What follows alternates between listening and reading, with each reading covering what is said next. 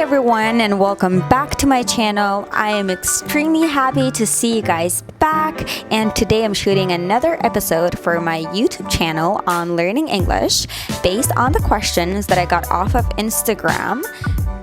I'm just gonna say it. I'm gonna put it out there. I'm not ashamed to say it. I watched Gossip Girl when I was learning French. This video is finally happening.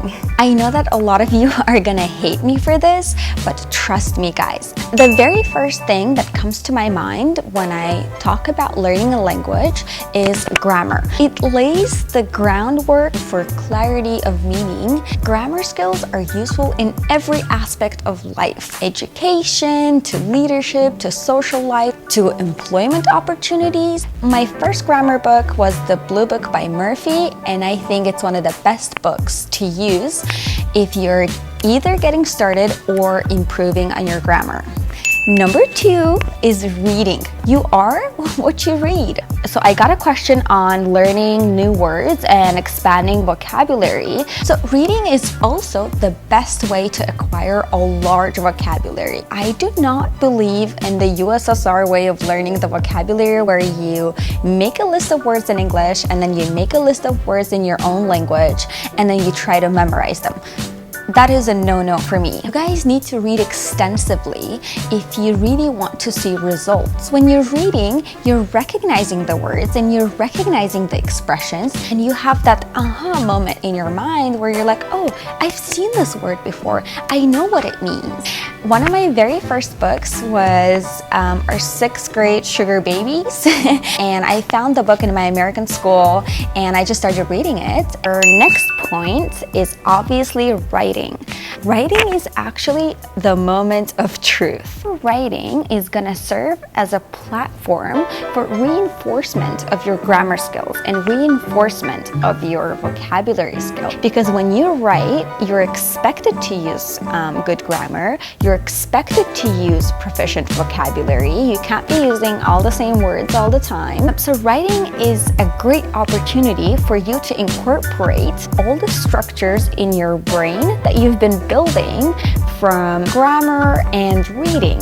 Writing is also very important because it is one of the most essential steps in employment opportunities. You are gonna find yourself in a situation where you have to write a cover letter, where you have to write emails. Do not compromise on writing as a skill, on turning your English into a professional and academic asset. Next point is speaking.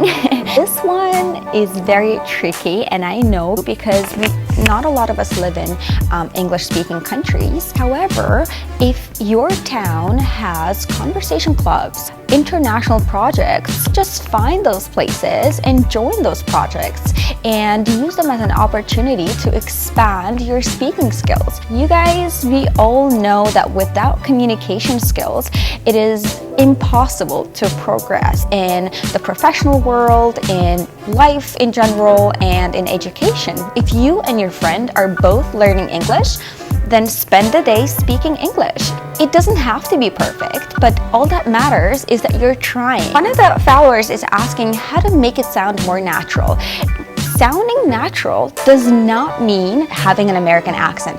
It doesn't mean having an Australian accent or a British accent. Sounding natural means sounding like you. So if you do have an accent, embrace it. Don't be ashamed of it. Having an accent is actually great because it shows that you speak another language. It's also a sign of your national identity. Make sure that you pronounce everything correctly, but be proud of your accents. And our last point is listening.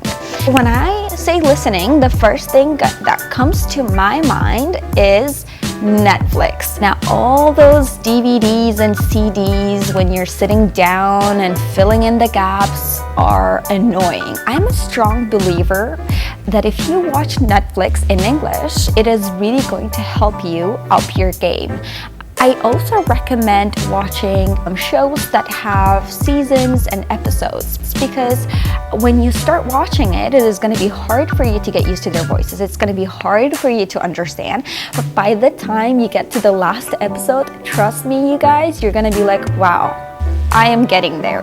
And my favorite shows to watch on Netflix for learning English or not for learning English are Parenthood and Modern Family. So I was very lucky when I was starting to learn English because I learned it in my American school in Ganja. I also picked up a lot of English during baseball tournaments. Yes, I know it's a shock to a lot of you, but I was on the baseball team of Ganja, and our team was called Ganja Lions. I was a horrible player and I picked up a lot of my English during tournaments. I also picked up a lot of English during summer camps. I hope I've answered all of your questions, and I will be up with my next question on my Instagram stories on education, lifestyle, and business. I would also like to thank all of you that have asked questions in your own languages, and I'll see you guys next time.